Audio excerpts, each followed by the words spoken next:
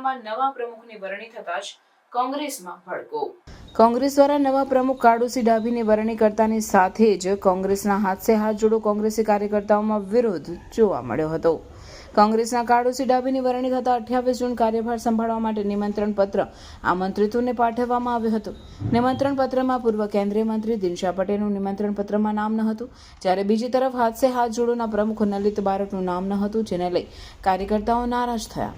हाथ से हाथ जोड़ोना प्रवक्ता दिलीपभाई गढ़वी तथा बाबूभाई पोचूभाई कुमनसिंह, सिसोदिया महामंत्री लालजीभाई परमार, खेड़ा तालुका प्रमुख हाथ से हाथ जोड़ो बाबूभाई गढ़वी जिला उपप्रमुख द्वारा राजीनामा आपवामां આવ્યા।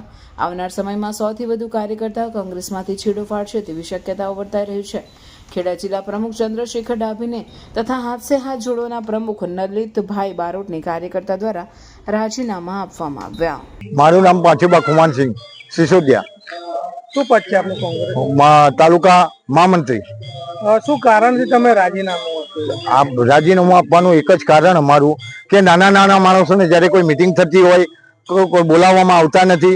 આપણે રજૂઆત કરી, આપણી રજૂઆતને કોઈ સાંભળવા માટે તૈયાર નથી। દિનશા પટેલ પોતે વિધાનસભાના ધારાસભ્ય હતા, પાર્લામેન્ટના સંસદ સભ્ય રહ્યા, એવા પણ માણસોની કહેવાનો મતલબ બોલાવવામાં આવતા નથી। તો આટલા મોટા સંસદ સભ્ય પાર્લામેન્ટ ની કોંગ્રેસની બહુમતી હોવા છતાં એ વખતે ચૂંટાઈ જાય તો એવા માણસોને જો કહેવાનો મતલબ ન બોલાવે તો પછી કોંગ્રેસમાં રહ્યું કોણ? બરાબર, નાના નાના માણસોને તમારે ખભે ખભો મિલાવી પાર્ટી ચલાવીએ છે તો નાનામાં નાના માણસો સાથે રાખવા પડશે, એની જોડે તમારી જોડે વાત કરવી પડશે, એના પ્રશ્નની રજૂઆત સાંભળવી પડશે, તો જ તમે કહેવાનો મતલબ કોંગ્રેસને બેઠી કરી શકો। કેટલા કાર્યકર્તાઓ રાજીનામા લગભગ ઓછામાં ઓછા ગુજરાતના ખેડા જિલ્લાની અંદર લગભગ 70 થી 80 રાજીનામા આજની તારીખમાં પડવાની તૈયારીઓ છે।